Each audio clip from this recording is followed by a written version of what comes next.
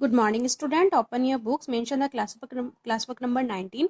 यहाँ पर हम टॉपिक पढ़ेंगे student. Today's topic distribution of natural vegetation. हमारी प्राकृतिक वनस्पतियाँ कहाँ कहाँ विभाजित हैं, कहाँ कहाँ बटी हुई हैं, कौन कौन से प्लेस पर कैसी कैसी है natural vegetation. The growth of vegetation depends, जो ग्रोथ है यानी जो वेजिटेशन की ग्रोथ है वो डिपेंड है प्राइमरीली ऑन टेम्परेचर यानी तापमान पर, मॉइस्चर यानी नमी पर। Major vegetable types of the world है यहाँ पे फॉरेस्ट जंगल, ग्रासलैंड घास के मैदान, स्क्रब्स झाड़ियाँ and tundra vegetation. In areas of heavy rainfall, जहाँ पर ज़्यादा वर्षा होती है, ह्यूज ट्रीज में थ्राइव, वहाँ पर बड़े बड़े पेड़ फलते फूलते हैं। द फॉरेस्ट आर दस associated with areas having abundant, और फॉरेस्ट भी वहाँ होते हैं जहाँ पर काफ़ी पर्याप्त मात्रा में पानी सप्लाई होता है। As the amount of moisture decreases, जैसे मॉइस्चर घटता है, the size of trees density reduces, पेड़ों का साइज भी घटता चला जाता है और डेंसिटी भी। Short stern trees grasses grow in region, जो छोटे छोटे ग्रासेस स्टर्न ट्रीज हैं इस टाइप से वो होते हैं। मॉडरेट रेनफॉल, जहाँ पर मध्यम वर्षा होती है, फॉर्मिंग द ग्रासलैंड, वो घास का मैदान का निर्माण करते हैं of the world. Thorny shrubs and scrub, जो झाड़ियाँ हैं, छोटे पौधे हैं, grow in areas of the low rainfall, जहाँ पर कम वर्षा होती है। In such areas plant have deep roots, यहाँ पर पौधों की काफ़ी गहरी जड़ें होती हैं। And leaves with thorny, leaves उनकी थॉर्नी यानी झाड़ीदार होती है, ऊपर से नुकीली वैक्सी और सरफेस होता है यानी पूरा चिपचिपा। Reduce loss of moisture, moisture कम होता है थ्रू ट्रांसपिरेशन के द्वारा। ये लॉस होता है मॉइस्चर का, reduce loss of moisture through transpiration. Tundra vegetation of cold polar region comprise of mosses, tundra vegetation में कोल्ड यानी ठंडे पोलर रीजन है, ऐसे क्षेत्र हैं जहाँ पर मॉसेस यानी काई भी जमी रहती है। लीचन्स, लीचन यानी वनस्पति ही कुछ ऐसी चट्टान वगैरह, चट्टान पे पट्टी वगैरह लगी रहती है वनस्पतियों में, ऐसी चट्टानें छोटी छोटी।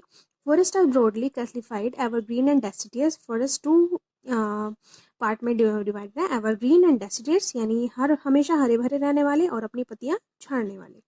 Depending on when they shade there leaves, depend करता है कब वे अपनी पत्तियां झाड़ते हैं। Evergreen forest do not shade there leaves, evergreen forest हमेशा अपनी पत्तियां नहीं झाड़ते साइमल्टेनियसली इन यानी season of the year. Deciduous forest अपनी पत्तियां झाड़ते हैं इन particular season two conserve loss of moisture, ताकि बचा सके मॉइस्चर का लॉस थ्रू ट्रांसपिरेशन यानी वाष्पोत्सर्जन के द्वारा।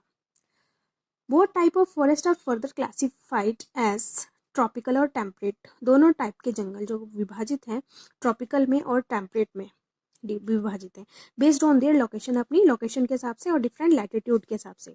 You have learned in detail about various forest type, there distribution and associated animal life in previous class. इससे भी पहले आपने 6 और 7 क्लास में भी इससे पहले आपने फॉरेस्ट के बारे में पढ़ा है student. Today there are many more people in the world, world में बहुत सारे ऐसे लोग हैं than there were 2 centuries back. To feed the growing number large areas forest have been clear to grow crop, कि 2 सेंचुरी के पीछे के हम देखें तो काफ़ी नंबर्स लार्ज एरिया में फॉरेस्ट क्लियर किए गए, बहुत बड़े बड़े एरियाज क्लियर किए गए फॉरेस्ट को उगाने के लिए। Forest covered all over the world is vanishing, जंगल धीरे धीरे गायब हो रहे हैं रैपिडली, तेजी से। This is an urgent need to conserve valuable resource, ये वो समय है जब इस वैल्यूएबल रिसोर्स को हम कंजर्व कर सकें यानी संरक्षित कर सकें। देख सकते हैं स्टूडेंट, ये पिक्चर है स्टूडेंट द्वारा बनी हुई है, collage of forest made by school student. ये फॉरेस्ट का एरिया दिया हुआ है, पाइथन इन एजुकेटर टाइप होता है फॉरेस्ट। नेक्स्ट टॉपिक है हमारा अब नेक्स्ट, वनस्पतियाँ और वन्य जीवन को हम कैसे कंजर्व कर सकते हैं, संरक्षित कैसे कर सकते हैं। Forest are our wealth, forest जंगल हमारी वेल्थ है। Plants give us shelter, plants shelter देते हैं एनिमल्स को। Together they maintain the ecosystem, ecosystem बना के रखते हैं। चेंजेस ऑफ क्लाइमेट को चेंजेस करते हैं। Human interference can cause a loss of natural habitats, अगर मानव इसमें ज़्यादा इंटरफेरेंस करेगा तो नेचुरल हैबिटेट्स जो प्लांट्स के लिए, एनिमल्स के लिए, उनका लॉस होगा। मैनी स्पेसीज, काफ़ी ऐसी जातियाँ हैं, हैव बिकम वेनरेबल, जो इसकी चपेट में आ रही हैं और इंडेंजर्ड, संकटग्रस्त हैं। Some are on the verge extinct, और कुछ विलुप्त होने की कगार पर हैं। डिफॉरेस्टेशन, लगातार वनों की कटाई, सॉयल इरोजन, मृदा अपरदन, कंस्ट्रक्शन एक्टिविटीज, नई नई बिल्डिंग्स का निर्माण, and forest fire, tsunami, landslide are some of the human. Overgrazing भी होना।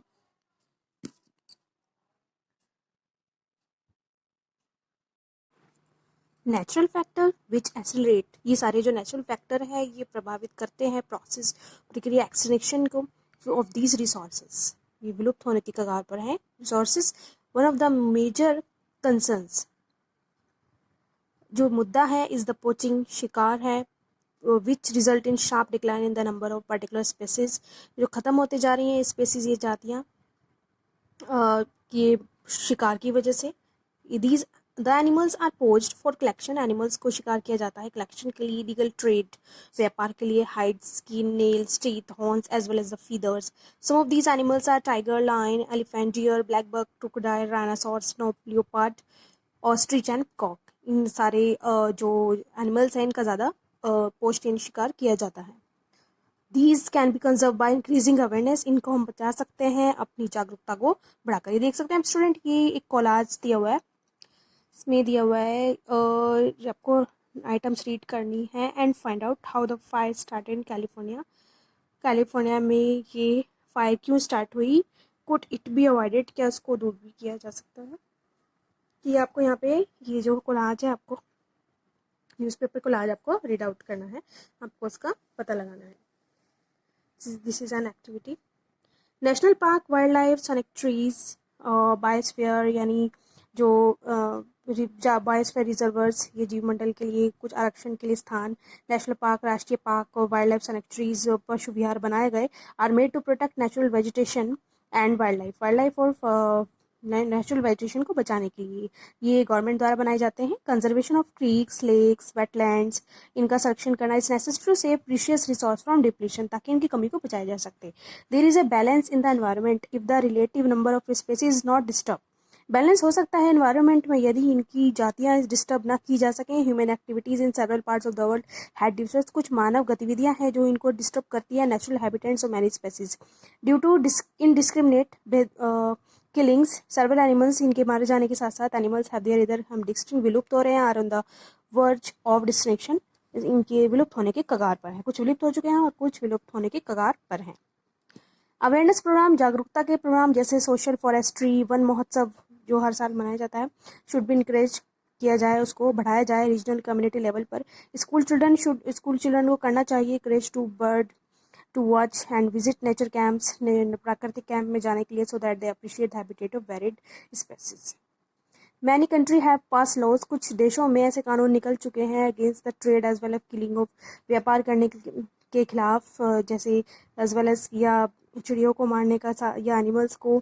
इन India killing lions, tiger, deer, great Indian bustard, इन सबको मारना इलीगल माना जाता है, ये भारी पक्षी बोलते हैं। एंड इंटरनेशनल कन्वेंशन साइट्स चलाई जा रही है, हैज़ बीन स्टैब्लिश, जो बनाया गया, इसका निर्माण किया गया, that least several species of animals and birds in which trade is prohibited, जिसमें इनको इन सबका व्यापार बिल्कुल प्रॉफिट यानी मना किया गया है।